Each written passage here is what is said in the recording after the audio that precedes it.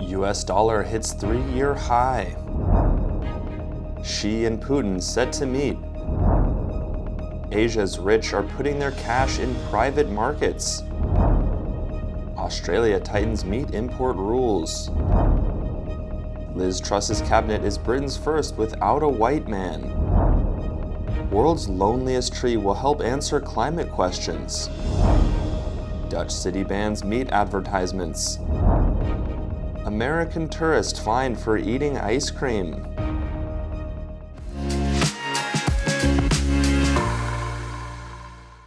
Hello, I'm Johnny. Thank you for joining us on FUNDAY News. It's Thursday, September 8th, and here are your top stories.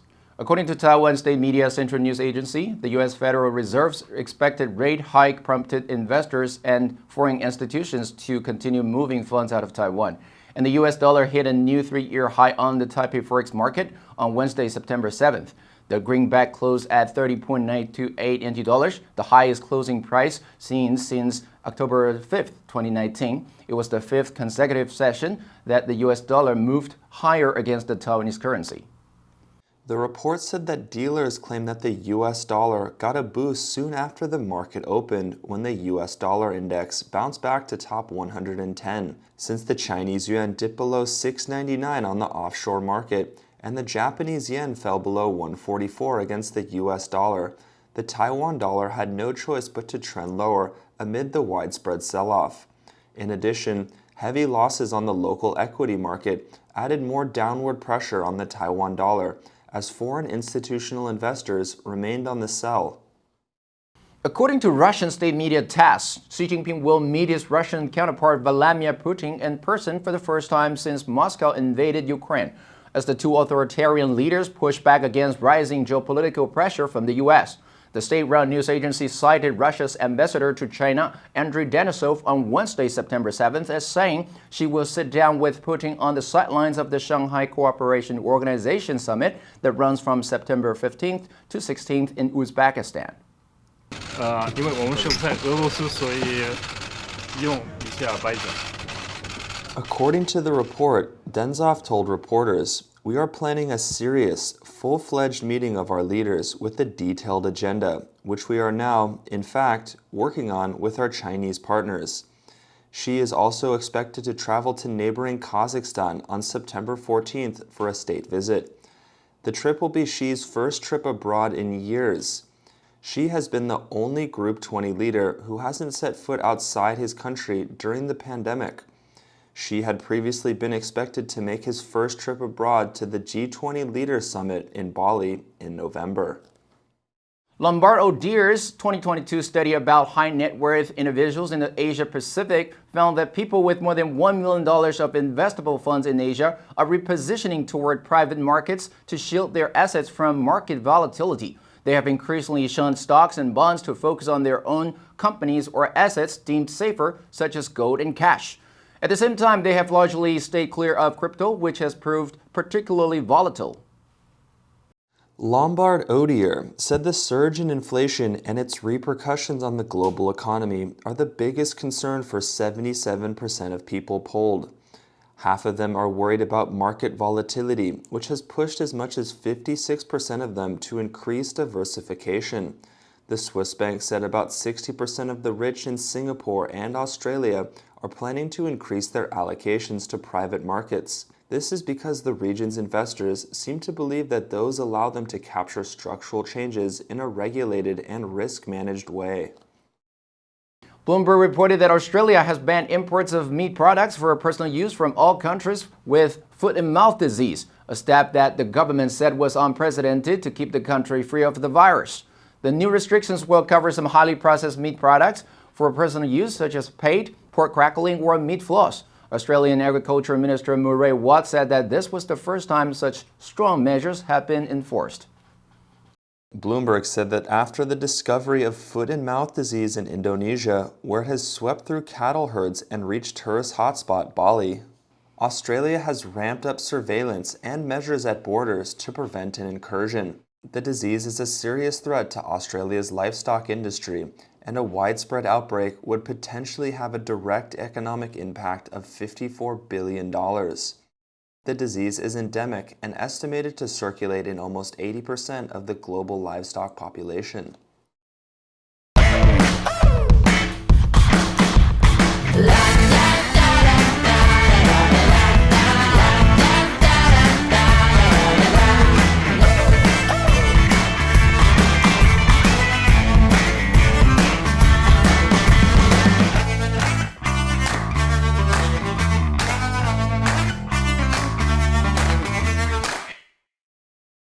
British Prime Minister Liz Truss has selected a cabinet where, for the first time, a white man will not hold one of the country's four most important ministerial positions. Kwasi Kwarteng, whose parents came from Ghana in the 1960s, was appointed as Britain's first black finance minister, while James Cleverly as the first black foreign minister. Cleverly's mother hails from Sierra Leone and his father is white. Suella Braverman, whose parents came to Britain from Kenya and Mauritius 6 decades ago, will be the second ethnic minority Home Secretary.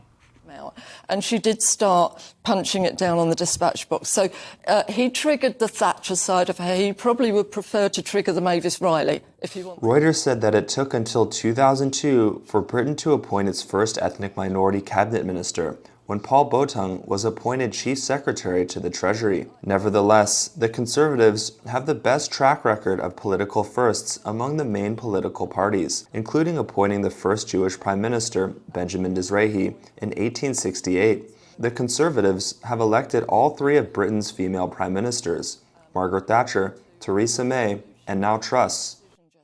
Campbell Island is situated 700 kilometers south of New Zealand in the Southern Ocean. A Sitka spruce on uninhabited Campbell Island has been regarded as the loneliest tree in the world. It's the only tree for 222 kilometers around. A New Zealand radiocarbon science researcher, Dr. Jocelyn Turnbull, is leading a team to study how the carbon sink works in the Southern Ocean through the tree rings of the spruce. Because you can't collect air that was there 30 years ago, but trees can help measure CO2 concentration. With a hand drill, and then we take it back to the lab. By cross-dating the rings in this dead tree with living trees, we'll be able to identify when this tree died. Dr. Turnbull said plants, when they grow, take carbon dioxide out of the air by photosynthesis, and they use that to grow their structures, and the carbon from the air ends up in the tree rings. The Sitka spruce could help the team collect valuable data. Turnbull said, "It's grown a lot faster than anything else in that region, and the rings are bigger and easier to separate out and get a record from." Turnbull used a hand drill to extract a 5mm core sample from the tree in 2016, but the results are yet to be published.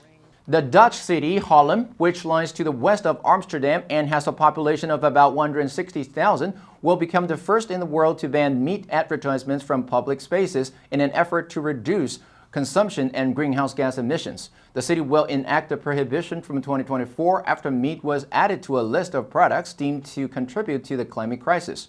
Adverts will not be allowed on Haarlem's buses, shelters, and screens in public spaces. And a Dutch city is doing just that. It has decided to ban all meat advertisements from public spaces in an effort to reduce the consumption and green gas emissions.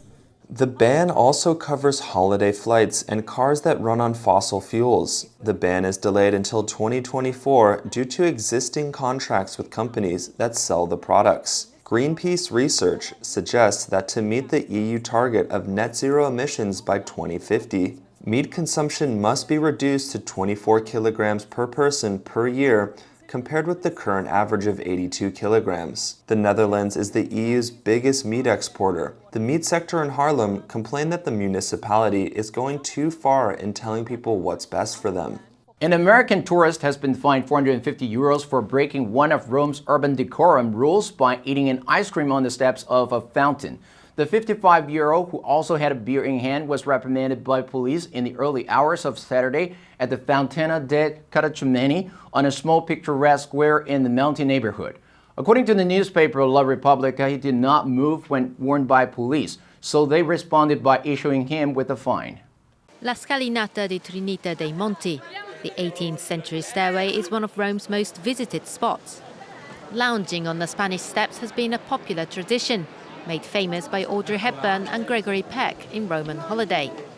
The fountain is part of a spot for people to gather around at night. but was sealed off on Friday to prevent anyone from sitting on the steps. The tape had reportedly been removed, leaving the man unaware that he was about to commit an infraction when he sat down at about 1 a.m. The man said he did not know he was violating a ban on eating, drinking, and sitting at Rome's fountains, part of a slew of rules introduced by then-Mayor Virginia Raggi in 2017, as she tried to restore decorum to the Italian capital.